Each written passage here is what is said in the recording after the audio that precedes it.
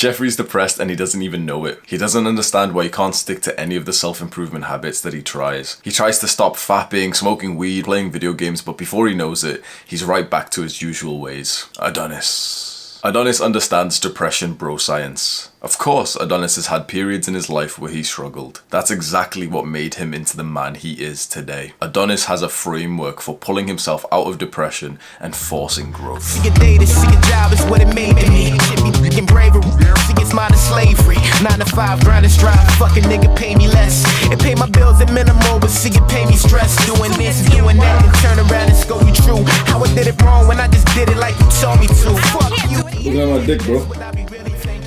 Stop looking at my dick, bro. Say no homo.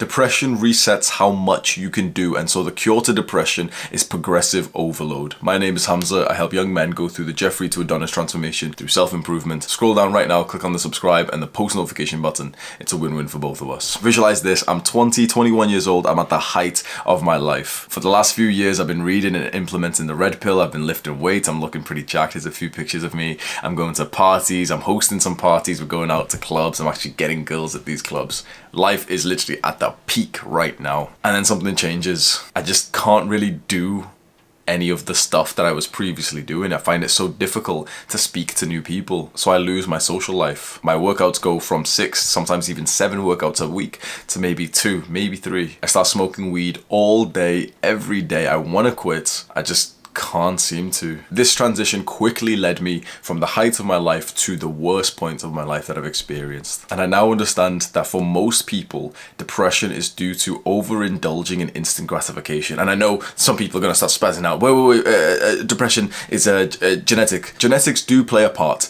but the biggest reason why most people are depressed is because they are choosing to do the wrong things. You're doing all of the wrong habits, all of the bad habits that make your future selves' lives worse, and then you become your future self, and all you can do is look around and think, my life is trash right now. Like, my life was better before. All I've done for the past 3 months is just play video games and eat junk food. I was trying to get abs, I was trying to build my dream body, and I look like trash. How could you not be depressed? How could you not feel lethargic and agitated and dull if this was your existence? Imagine if you did this. Imagine if you sacrificed your future self's life for years. That's what most people in our modern day do. The times when you go onto social media and you fap and you play video games and you take drugs and you eat junk food, all that's happening is you're sacrificing your future self's happiness, and eventually their happiness and their sense of excitement to the world is so dulled down that they have symptoms of depression. And I know right now you're going to resent me for saying this. I know right now everyone's watching this and saying, no, he's being inconsiderate to depress people because there is a genetic biological link. Of course there is.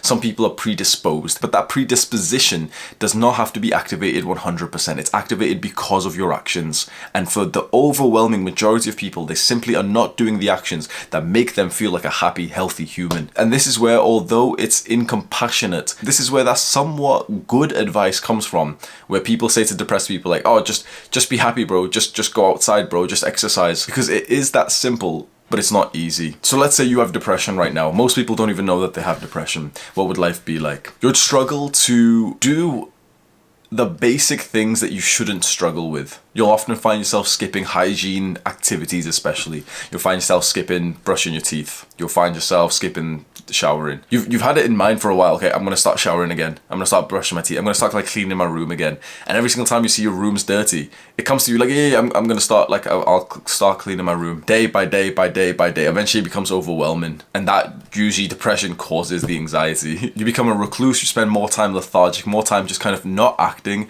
as a happy, healthy human being would do. One of the most iconic activities of someone with depression, although this has never been classified, this is my bro science, is that the human, the person, will lie on their phone sideways in bed, mouth breathing. And I've said this before, like that to me right now when I look at it, because I used to do this for 3 to 5 hours per day, is so disgusting. When you really look at it from an outside perspective and just see like a person just lying in bed, no emotion. They say they're enjoying this, but at most, this is their laugh once they see a funny meme. That's it. For 5 hours. What if you're watching my video right now whilst lying sideways in bed? Just know that I'm disappointed in you. And you can change that, but it does truly take your own control. And I know, again, mental health, especially depression, has this idea that we can't ever tell you, okay, change it. We're supposed to say, oh, you know, go to a qualified doctor and get antidepressants. I think that's bullshit. It's tricky because the habits that would get you out of depression are also the ones that you feel physically or mentally incapable to do. So like we said, depression resets your ability to do stuff, and the cure to depression is progressive overload. This means that you have to start with habits that feel beneath your current capability. We're going to use the gym analogy. Depression, we can say, is similar to taking a long time off from the gym. And so this is how it happens. You go into the gym, you're making some progress, you feel awesome about your life, and then something happens. Some events happen. Something happens that causes you to essentially take time off to give you depression, and your progress halts. The issue with this for most people is that now, after some time off from the gym, they actually find it so difficult to start again because they know that they couldn't do the same workout that they just ended with recently. So they've taken 3 months off and they were benching, let's say 200 pounds. They think today, could I bench 200 pounds? Oh no, because, you know, my chest, I'm tired. I used to run for 5 kilometers. I can't do that. No, I can't train today because I'm too tired. Tomorrow, no, I'm too sick. Tomorrow, no. And so they indulge in this cycle of pity to the bottom because of this mindset that to make progress, they have to do more or at least equal to what they were doing before depression or the time off from the gym hit them. So in the sense of depression, you're being an active, healthy person. You're doing your work. You're doing hygiene. You're cleaning up your room. You get hit with depression for whatever reason. And the reason why you stay stuck in depression is because you feel unable to do the things that you just recently could do. Because depression resets your progress as a human being. And to start making progress again, you've got to do progressive overload. You've got to start from the beginning. So once you've taken time off from the gym, the person who is arrogant and says, no, I'm only going to go to the gym if I can lift as much as I used to 6 months ago, is a dumbass. Let's be honest, is a dumbass. That person would make so much more progress and he would get back to it faster if he said, oh yeah, I've taken 6 months off from the gym. So what I'm going to do is I'll go in today. I used to lift 200 pounds, but it's been a while. So, you know, obviously first set, I'll start with the bar. Maybe I'll add 1 plate. And then after that, I won't add the second plate straight away. What I'll do is I'll add like 5 kg, 10 kg, and I'll see how that feels. So maybe it'll take me a couple of weeks to get to like 200 pounds again. Boom. This person has essentially got out of depression. Now, for most people, once they experience the symptoms of depression, we have this sense of ego where we don't want to do the things that we feel are below us. And so we don't clean our room. We don't make our bed. Like how many motivational speakers have to tell you to make your bed?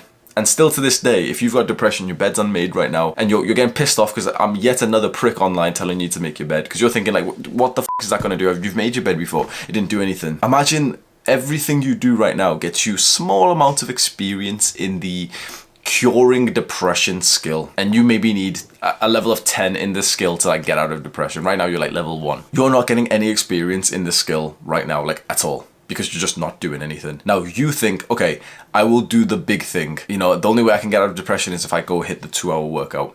But then you can't hit the 2-hour workout. You aren't physically or mentally capable enough of hitting that 2-hour workout. And so you never even hit the 2-hour workout. You never get that big bundle of experience from there. But just putting on your gym shoes, like literally, that's the task for today. Put on your gym shoes will give you 1 experience. Step outside of your house, that gives you 5 experience. Go on a walk, that gives you 5 experience. That's how you level up again. That's how you like bring yourself from the depths of depression back into livelihood. So this is exactly what you do. I'm going to tell you literally step by step exactly what to do, because I don't like a lot of these self-improvement videos where they give you a lot of this theory and then say, oh, goodbye. This is what you do. Write and draw up a habit tracker exactly like this one. It needs to have the same behaviors that I've put for you. Now, to check off these boxes, you are going to set the bar as low as possible. That means that to check off the meditation box, you are literally going to check it off after you've meditated for genuinely 1 second. If you give the intention for 1 second, you're going to be as mindful as possible of 1 breath, you get to check it off. For the exercise, literally 1 push-up, you get to check the box. For reading, literally 1 intentional sentence of reading,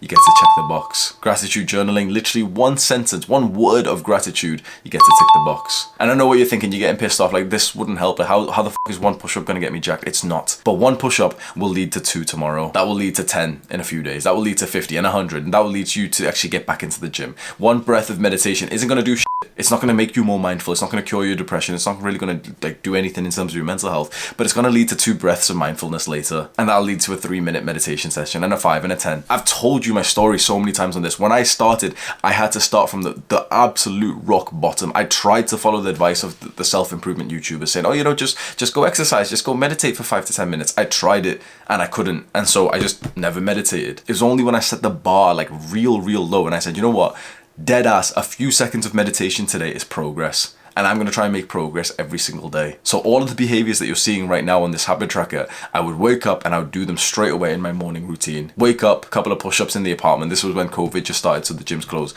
Do like a couple of random push-ups, maybe like some ab exercise. Literally, I'd set on the 3-minute timer. This is so iconic as a memory for me. I would set on the 3-minute timer on the meditation app that I was using, and 3 minutes would feel so long, bro. I'd keep checking the time. It's been like 1 minute, and I'd be like, oh yeah, I bet if I was high it would help with the meditation.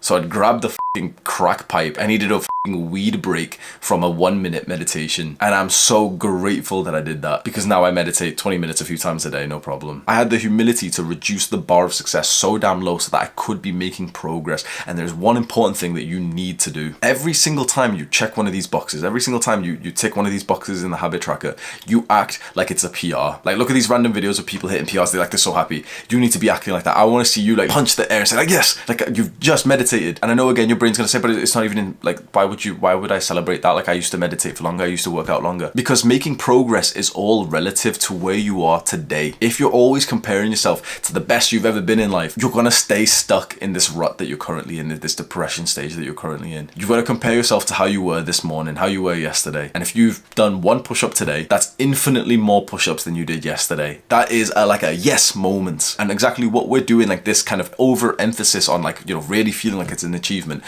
it puts you into such a good mood, and it almost associates this good mood with doing the smallest amount of work. And so tomorrow you're gonna 1 push-up, like it was kind of annoying to like drop down for 1 push-up. Okay, I'll do 5 today. A week from now, you are dead ass gonna start doing 20 per day. You have to visualize this smallest action being a major success for you right now, because it is a major success. People get stuck in depression because they just don't reset their standards for success / progress. And the issue is that depression resets how much you can do. So how much they can do has dropped, but their level of success is still way up here. This is why people get stuck. This needs to come down. Your assumption of what success is needs to come down, because right now you are depressed and your success is literally you tucking in your bed sheets today. It's literally you brushing the top layer of your teeth, because all of your teeth is like too much of a hassle for you right now. Progressive overload. You know exactly what progressive overload is from the gym. Use that same mindset, but with everything in real life, and I hope you come out with it. Do the hard work. Do the easy, most bare minimum work, especially when you don't feel like it.